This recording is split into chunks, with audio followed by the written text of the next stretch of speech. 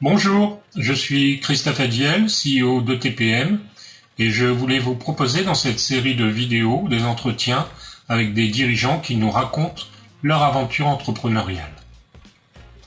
Dans cette première vidéo, on va s'entretenir avec Denis, qui est PDG d'une ESN, il va vous expliquer ce que c'est. Allez Denis, c'est à toi.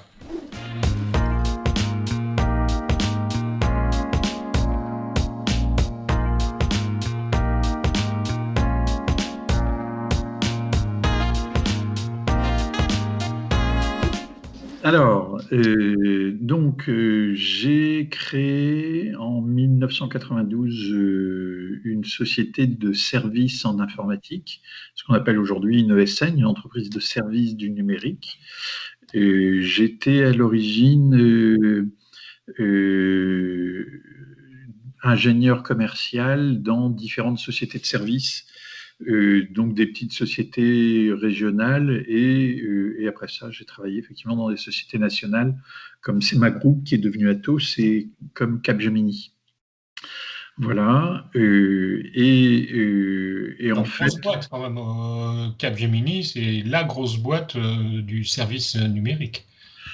c'était intéressant. Ces entreprises étaient intéressantes parce que Capgemini, c'était la très très grosse société troisième mondiale à l'époque, Mhm. première française, et c'était vraiment la bête de course, quoi. C'était l'entreprise qui avait la croissance max et qui avait mis en place une organisation qui était très intéressante.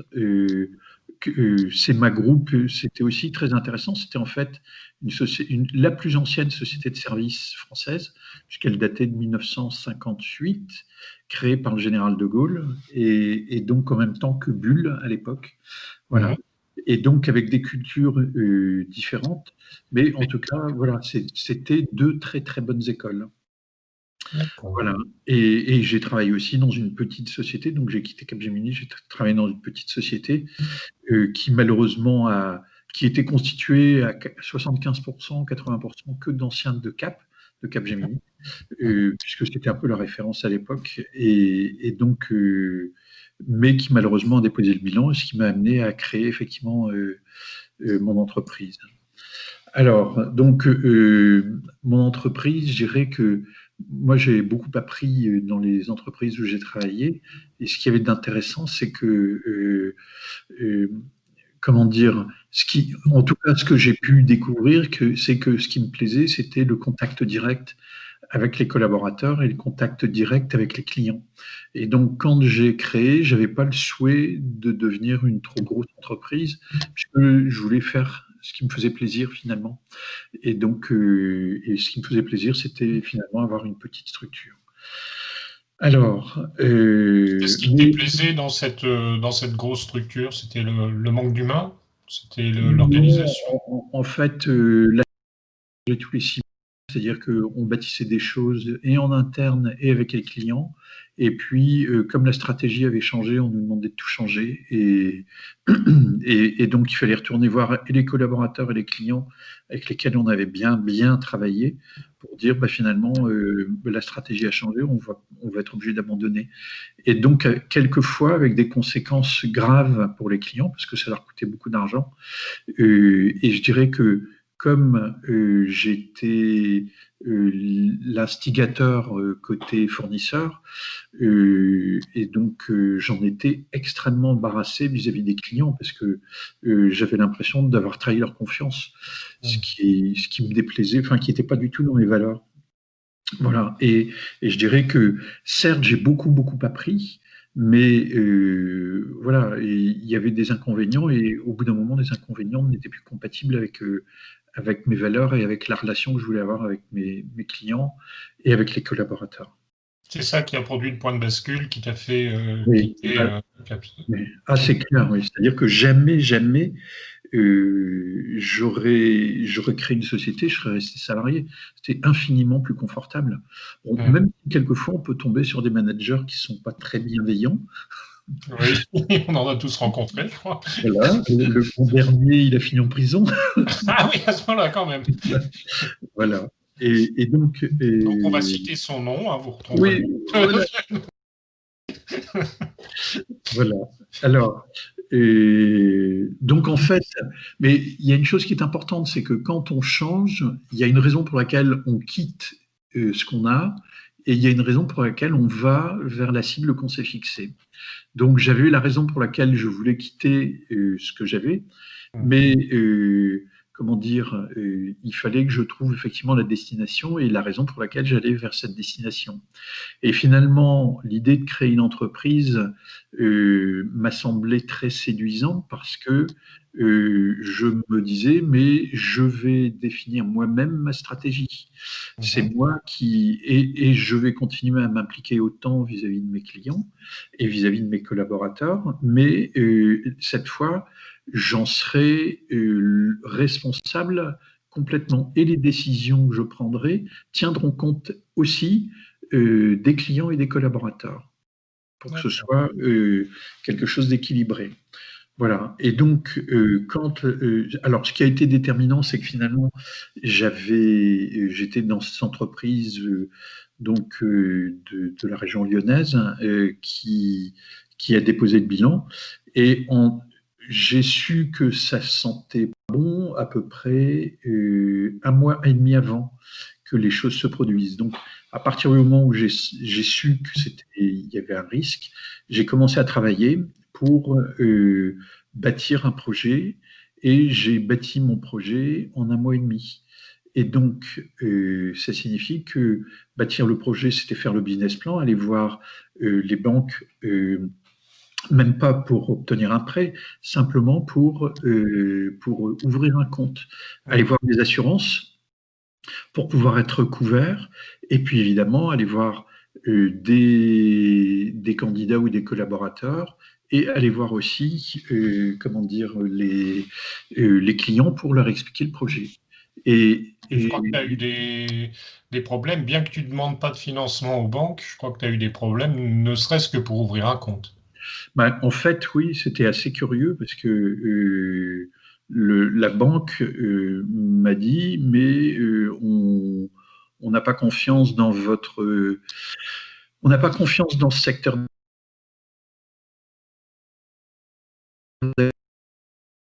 On ne vous ouvre pas de compte. Donc ça, c'est ce que m'avait dit le siège. Et finalement, c'était mon interlocuteur chef d'agence qui m'a dit, écoutez, moi, je vous suis à titre personnel depuis des années, vous gérez convenablement vos affaires, et en plus, il m'a dit, et vous n'êtes pas un flambeur puisque vous ne roulez pas avec une premium, mais oui, à l'époque, j'avais une CX. Citroën. C'est bien, c'est bien. Et il m'a même dit, eh ben, vous voyez, vous roulez avec une CX Citroën, c'est pour moi la démonstration que vous n'êtes pas un flambeur. Comme quoi complémentaire. Ouais. Et finalement, le fait d'avoir choisi cette voiture à l'époque, voilà, pas pour son esthétique, mais plus pour que elle était vraiment pas chère. Eh bien, ça a permis d'emporter les choses vis-à-vis du banquier, ce qui est complètement fou. Mais bon, voilà. En fait, ce qu'il faut savoir, c'est que si ça peut être un conseil vis-à-vis des créateurs d'entreprises, c'est que le droit en France a tendance à rendre gestionnaire de fait le banquier s'il n'a pas coupé les vivres suffisamment tôt, ou s'il a donné son accord par rapport à un projet qui n'était pas parfaitement sécure. De fait, les banquiers, on n'a pas de mauvais banquiers pour autant, mais les banquiers que nous avons sont obligés de se parer, de se blinder de tout pour éviter d'être accusés de gérants de fait et de devoir participer au remboursement quand il y a une faillite.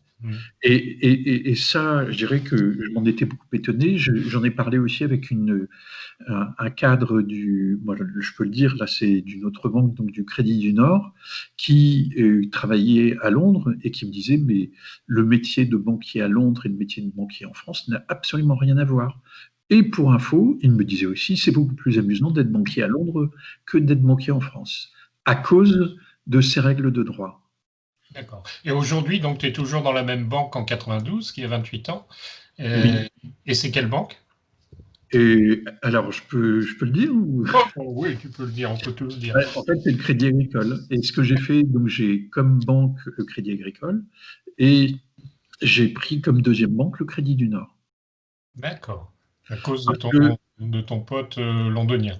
Non pas à cause de lui, à cause à cause ou grâce à une autre personne qui m'avait dit à l'époque, bon, et on se connaissait bien, et il me disait, je te demande pas du tout de nous prendre Crédit du Nord comme première banque, parce que tu as déjà le Crédit Agricole, et puis il y a une relation de confiance qui s'est tissée, mais il me dit, moi, je te conseille d'avoir une deuxième banque, parce que ça peut te rendre des services. Et il avait bien raison, parce que pas que le Crédit Agricole ait été défaillant, mais comment dire, à un moment, j'ai eu un bisbille avec les impôts et pour lequel ils étaient en tort. Ça n'a pas empêché qu'ils ont bloqué, ils ont fait une saisie arrêt sur mes comptes et qu'ils ont bloqué mes comptes 3 jours avant le paiement des salaires. Parce qu'ils considéraient que je leur devais 1300 euros, et finalement, ils se sont rendus compte que c'était eux qui me devaient 13 000 euros.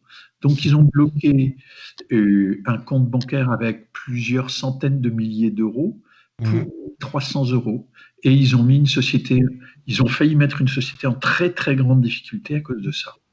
Donc, je pense que c'était une question d'interlocuteur parce que l'interlocuteur que j'ai eu après était quelqu'un de beaucoup plus, bien plus bienveillant, quoi. Et réfléchi, ouais, que Oui, les précédents qui appliquaient stricto sensu ce qui oui, puisse être la loi. qui étaient extrêmement brutaux finalement, très brutaux et qui auraient pu faire des dégâts. Et comme ils n'avaient pas mon compte, ils avaient que mon compte au Crédit du Nord, mais pas celui du Crédit Agricole, des deux comptes. D'accord. Bon, ce qui t'a permis de faire face au paiement des salaires déjà, Voilà. ce qui était le plus important à ce moment-là. Ben oui, Et après, ils se sont excusés quand ils se sont rendus compte de leur erreur? Rien du tout. Alors moi, ce que j'ai fait, c'est que j'ai envoyé un recommandé à ma banque en leur disant, avec effectivement la décision qui avait été rendue, et donc qui prouvait que effectivement ils avaient bloqué le compte à tort. Donc il n'y a pas d'indemnisation, il n'y a pas d'indemnisation. Par contre, moi j'avais dû payer des frais à la banque, donc j'ai demandé à la banque de contacter les impôts et de faire payer les frais qu'ils m'avaient indûment fait payer par les impôts. Et je leur ai demandé aussi de voir s'il n'y avait pas possibilité d'avoir des dommages-intérêts. Mais bon, comme il aurait fallu un logement, enfin voilà, c'était pas possible. Non, c'est très, voilà, comment dire, quand on crée une entreprise, on est, avant de créer, et surtout dans le contexte actuel qui est un contexte start-up, hein, on va dire, voilà, le concept du start-up est arrivé depuis, et tout le monde, les politiques, tout le monde ne parle qu'avec des start-up qu'avec des étoiles dans les yeux. À l'époque, on parlait de création d'entreprise simplement, et même à cette époque-là, il y avait des étoiles dans les yeux, mais il y en avait moins. Par contre, il y a une chose qui est certaine, c'est que quand on crée une entreprise, on est adulé pendant toute la période qui précède la création. Donc, on est vu par beaucoup comme un prospect. Et alors que pour nous, entreprises, nos clients passent du statut de prospect au statut de client. Quand on crée une entreprise, pour beaucoup, que ce soit les administrations ou les banques ou autres, on passe du statut de prospect au statut de suspect. Tout à fait.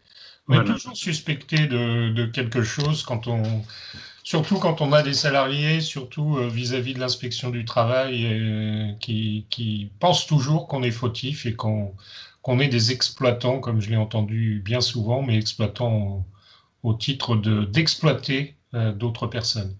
Ce qui n'est pas Alors, le cas. Ouais. encore une fois, ça dépend beaucoup des personnes qu'on rencontre. C'est-à-dire que c'est vrai que, voilà, à l'inspection du travail, il y a des personnes qui sont comme ça. Par contre, j'ai rencontré des gens extraordinaires, quoi.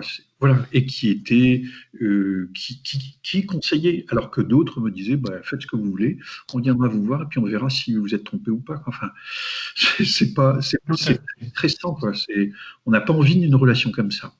Et Voilà. quand on tombe sur un de ces fonctionnaires qui est particulièrement bienveillant, intelligent, qui Voilà. réfléchit et qui apporte des solutions plutôt que d'apporter des sanctions, c'est toujours un ouf de soulagement et un bonheur de discuter avec ces gens-là. Voilà, exactement. Ah oui, et parce que eux ont aussi une expérience très intéressante à partager et qui est, il est très profitable de le mettre en commun, quoi. De toute façon, il y a une règle qui est on est plus intelligent ensemble que tout seul ou les uns contre les autres, évidemment. Bien sûr. Par rapport ensuite au développement de l'entreprise, je dirais qu'il a fallu effectivement faire des choix par rapport au marché. Comme j'étais une petite structure, au choix de marché sur lesquels je me positionnais. Oui. Donc, ça, cette analyse de marché, tu l'avais déjà faite au moment de la préparation de ta création? Tu as eu le temps de le faire? Oui, je l'avais faite, mais en fait, on l'affine en permanence. Et en plus, ce que j'ai fait 2-3 ans après, c'est que je me suis inscrit au CPA, donc c'est une Executive MBA, c'est à Marc-en-Barœul. Dans le Nord. Voilà, dans le Nord. Et donc le CPA permet d'apprendre de manière assez... Bon, la pédagogie est vraiment très intéressante, enfin, en tout cas moi elle m'a beaucoup plu, d'apprendre effectivement ce que c'est que la stratégie de l'entreprise, c'est-à-dire elle définit aussi toutes les fonctions de l'entreprise, c'est-à-dire que ça permet d'avoir une vision claire. Au niveau de mes études, moi j'ai été élève de l'Institut d'expertise comptable à Lille. Donc, que je connais bien, oui. Voilà. Donc la gestion au quotidien était pas, franchement, c'était pas compliqué du tout. C'était vraiment très simple. Mais comment dire, ça permettait d'avoir déjà les notions. Par contre, ce que donne pas l'Institut d'expertise comptable, c'est la capacité à projeter une entreprise dans l'avenir. Si en termes de business plan, mais pas avec tous les outils d'analyse stratégique, par exemple, et qui ne donnent pas non plus la démarche stratégique. Alors, parce que c'est un mot qu'on entend partout, tout le temps utilisé. En fait, c'est un mot qui a une définition très précise, qui est déclinée pour les entreprises de la stratégie militaire. Donc, c'est l'art de la guerre. Très clairement. Même beaucoup aussi dans la et c'est toujours agréable de s'appuyer plus sur ses amis que de combattre ses ennemis, même si le combat existe. Ouais, même si le combat existe. Et ce qu'il y a d'intéressant, c'est que comment dire, c'est même très intéressant d'analyser ce que font les ennemis, c'est-à-dire que les concurrents, par exemple. Surveillance concurrentielle. Ouais. En se disant, ben voilà, quelles sont leurs forces, quelles sont leurs faiblesses, quelles sont leurs actions, quel est leur positionnement, pourquoi ils font ça. Tiens, et moi, si j'étais à leur place, je ferais ça. Et puis on regarde ce qu'ils font. Ah ben non, ils n'ont pas tout à fait fait ça. Donc pourquoi et le fait d'étudier ça, alors il ne faut pas y passer ses journées, mais le fait d'étudier ça nous éclaire beaucoup sur la vision, parce que voilà, tout seul, on n'a que notre vision. C'est intéressant aussi de voir la vision des autres à travers leurs actions. Puis ça permet de se positionner sur le marché. Condition préalable à ça, bien identifier ses concurrents. J'ai vu chez mes clients certaines personnes qui faisaient cette démarche, mais qui avaient identifié les mauvais clients. Donc ça a mené à des décisions qui ont failli être très dommageables pour l'entreprise, mais bon, on a pu rectifier le tir et puis maintenant ils se portent très bien, merci à eux. Donc les problèmes rencontrés, les problèmes qu'on a rencontrés au cours de cette vie en entreprise qui n'est pas terminée là, c'est ce qu'on dit, c'est ce que disent les marins du Vendée Globe Challenge, c'est une emmerde par jour. Ouais. Si on avait quelqu'un sur le Vendée Globe, on le saurait. Hein. Voilà. On fait la course tous les deux en compétition sur Virtual Regatta et que c'est un vrai bonheur. Hein. Voilà. Et donc, mais c'est vrai que voilà, quand on est dans le bateau vraiment, quand on est dans l'entreprise, il y a vraiment. Et alors, et si je peux parce qu'en fait, ça c'est très vite envahissant, les problèmes qu'on rencontre, très très vite envahissant. Et par rapport au niveau d'énergie qu'on y consacre et le niveau d'énergie qu'on ne consacre pas effectivement à faire marcher la boîte, je dirais que il y a, en fait, il y a un truc qui permet de garder la tête haute dans ce genre de situation. Certes, il faut effectivement traiter le problème qui se pose, mais, et alors je vais prendre une autre comparaison, c'est comme quand on est en moto, pour sortir d'un virage, pour prendre le mieux possible un virage, si on regarde la route juste devant sa roue, on va trembler, on va pas être bien, alors que et on va pas optimiser voilà son inclinaison et sa trajectoire, voilà. Et donc il faut regarder la sortie du virage. Et donc si on regarde loin, eh bien, la plupart du temps, si vous regardez juste devant vous, vous ralentissez. Si vous regardez au loin, clac, vous accélérez. Eh bien, en entreprise, c'est exactement la même chose.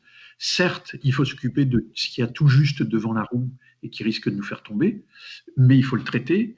Mais pour rester d'attaque et dans le bon sens et dans la bonne dynamique, il faut regarder la sortie du virage et il faut y aller. Très belle comparaison, oui. Très juste. Donc les solutions mises en place, je dirais que c'est du cas par cas, quoi. Mais je pense qu'il faut vraiment tout analyser. C'est-à-dire, comment dire, c'est vrai qu'on a eu pas mal de, comment dire, il y a pas mal de problèmes juridiques qui nous tombent dessus, que ce soit par l'administration, par rapport à des collaborateurs qui ont pu faire des choses pas correctes chez les clients, mais pas forcément de manière malveillante.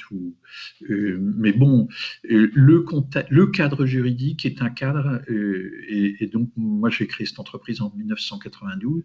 Le cadre juridique est de plus en plus présent et je pense qu'il faut le traiter de manière très sérieuse. Et le conseil que je donnerais pour le traiter, c'est d'avoir des avocats spécialisés domaine par domaine, parce que les avocats, quel que soit le cerveau qu'ils aient, ils ne peuvent être bons que sur un scope donné, quoi. Donc vraiment des avocats spécialisés domaine par domaine. Et si possible, les meilleurs dans leur domaine. Oui, et si possible.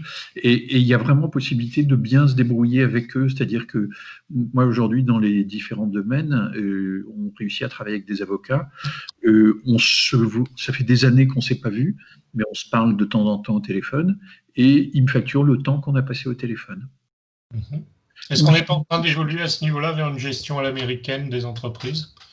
C'est-à-dire gestion américaine. C'est-à-dire avec une armée d'avocats derrière le chef d'entreprise pour faire face à tous les problèmes. Alors, à mon avis, le climat n'est pas du tout celui de l'élection présidentielle américaine actuelle. Heureusement. Mais par contre, c'est plus. Enfin, moi, l'idée que j'ai, c'est je contacte des avocats en amont des problèmes afin d'être blanc-bleu tout le temps.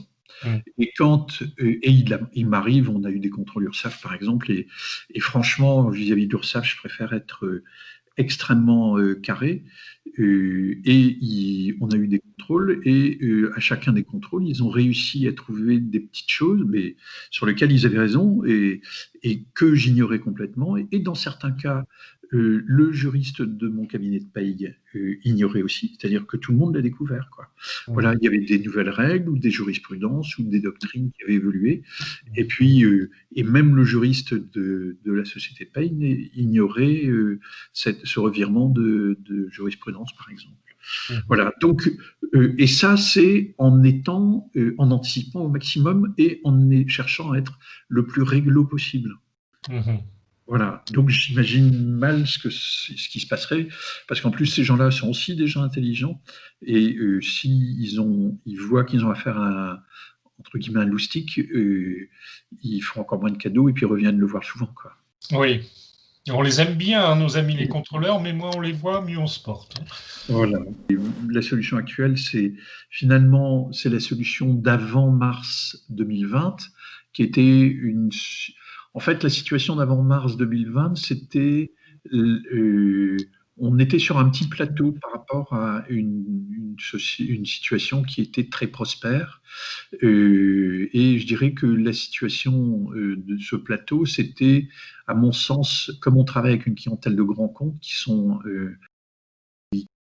vivent avec la guerre économique, ce que livrent à cette époque-là les États-Unis, la Chine, enfin, et les attaques directes vers l'Europe commençaient à avoir un petit effet sur cette période effectivement prospère. Donc en fait, on était sur un plateau. Et puis à partir du mois de mars, je dirais on a dû faire face à une situation complètement inédite à plein de niveaux. Et donc, faire travailler les collaborateurs en télétravail, c'était pas quelque chose de naturel chez nous. Et en tout cas, on n'était pas tous organisés pour le faire. Et en réalité, on s'est rendu compte que, comme on est donc entreprise de services du numérique, que nos collaborateurs sont des ingénieurs informaticiens, qu'on travaille sur des projets avec des ateliers qui définissent effectivement toutes les tâches, qui permettent de faire le suivi des tâches de chaque collaborateur, qui permettent de gérer les versions des logiciels produits. Voilà. Comme ces outils étaient en place chez nous et qu'on l'avait mis en place parce que ça nous semblait à l'époque des meilleures pratiques et ça faisait monter tout le monde et ça structurait effectivement la montée et ça sécurisait l'immatériel aussi. En méthode, voilà.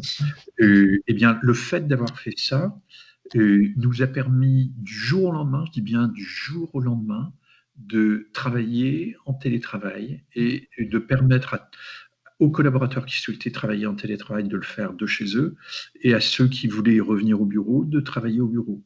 Et finalement, là encore, c'est l'analyse en amont que tu as faite qui a permis une transition sur la crise sanitaire relativement souple. Alors, que j'ai faite, c'est que l'entreprise a faite, parce que très honnêtement, c'est des collaborateurs de chez moi qui ont, sur ce sujet-là, c'est pas moi qui ai eu l'idée, c'est des collaborateurs qui ont eu l'idée, qui ont poussé, et comme ça me semblait effectivement très intéressant et très bénéfique, en fait, moi, ça m'a semblé très bénéfique, surtout pour la montée en compétence des collaborateurs, pour encadrer effectivement la mise en place des normes, des méthodes, voilà, et pas à l'époque pour faire tracer effectivement les tâches. C'était voilà, et je le voyais même pas comme un atout vis-à-vis des clients. C'est-à-dire que je me disais, mais les clients me demandent pas ça, ils me demandent de fournir un logiciel à une date donnée et pour une qualité donnée. Et finalement, je bénis les collaborateurs qui ont poussé pour le faire parce que finalement, le fait d'avoir fait ça, mais du jour au lendemain, et en plus, il y a des clients qui étaient réticents à l'idée de faire du télétravail, qui nous ont dit, prouvez-moi que ce que vous faites est opérationnel et que vous avez de la productivité. Et on l'a prouvé, on l'a démontré en moins d'une semaine. Et donc, et aujourd'hui, même des clients, tous les clients donc acceptent, et même les clients réticents l'acceptent. D'accord. Et ça, c'est une solution que tu souhaites pérenniser pour l'avenir ou... Oui, maintenant que c'est mis en place, bien sûr, on va toujours l'utiliser. On ne travaillera plus jamais autrement que comme ça. D'autant qu'on ne sait pas s'il ne va pas y avoir d'autres confinements. Et puis aujourd'hui, comment dire, c'est vrai qu'on est dans un monde d'ingénieurs informaticiens, il y a une partie de la population qui est très attachée au fait de venir travailler sur le site et d'avoir des relations sociales avec des alter-ego. Et donc, c'est, comment dire, on ne poussait pas à faire du télétravail parce qu'on savait que c'était une demande, y compris des collaborateurs. Alors, dans certains cas et certaines entreprises, c'est aussi une demande forte de la part des managers qui ont besoin d'avoir leurs équipes juste à côté. Mais donc, on ne poussait pas. Mais maintenant, on va le faire. Et en plus, il y a des moyens, c'est-à-dire que, par exemple, ils ont des messageries instantanées, les collaborateurs ont des messageries instantanées, ceux qui travaillent sur le même projet, et même ailleurs avec les lead développeurs, enfin voilà, et ils peuvent communiquer en permanence à travers ces messageries instantanées avec tout le monde. C'est-à-dire que, certes, on perd une partie de la communication parce qu'il n'y a plus le face-à-face, il n'y a plus la communication non verbale, mais il y a quand même une communication et aujourd'hui, beaucoup de collaborateurs apprécient. Maintenant, je ne cache pas qu'il y a des collaborateurs qui sont très, très demandeurs de pouvoir continuer à travailler sur le site. D'accord. Mais l'échange d'expérience a été maintenu et il continue à... Ah oui, on a une meilleure productivité maintenant qu'avant. Ah ouais, c'est étonnant. Le suivi est beaucoup plus formel et donc on a une meilleure productivité maintenant. Et finalement, quand on se revoit ou quand on se parle en visio, tout le monde a beaucoup de plaisir à se voir, à se parler. Il y a quelque chose de... Voilà, les moments sont plus rares, mais ils sont plus intenses, ça c'est clair. D'accord. Donc l'humain a été préservé, c'est à la fois pour les collaborateurs et pour les clients aussi. Oui. Et vis-à-vis des clients aussi, bien sûr. Alors, dans la durée, je ne sais pas, mais voilà. Mais même, et effectivement, vis-à-vis des clients, moi, il y avait des tas de clients, il ne me semblait pas possible d'imaginer qu'on puisse valablement avoir une conversation téléphonique, et j'envisageais même pas la visio. Maintenant, elles se font toutes en visio. Et voilà. Et il y a même des clients qui coupent la caméra pour pouvoir garder leur intimité. Voilà. Et ça donc, m'arrive souvent, ça. voilà. Et donc, qui ont le choix entre mettre la caméra et ne pas la mettre, et qui préfèrent ne pas la mettre, et puis il faut respecter ça, quoi. C'est-à-dire que finalement, la communication, c'est complètement adapté à la situation, et c'est finalement adapté au mode de fonctionnement, donc visio ou même simplement audio. Voilà. Et puis, avec tous les outils audio, maintenant, on peut partager des documents. Donc, en même temps qu'on se parle, on présente les documents et c'est exactement comme si on était en face à face, quoi. Voilà. Avec la sécurisation sanitaire en plus. Voilà. Bon. Voilà. L'avenir,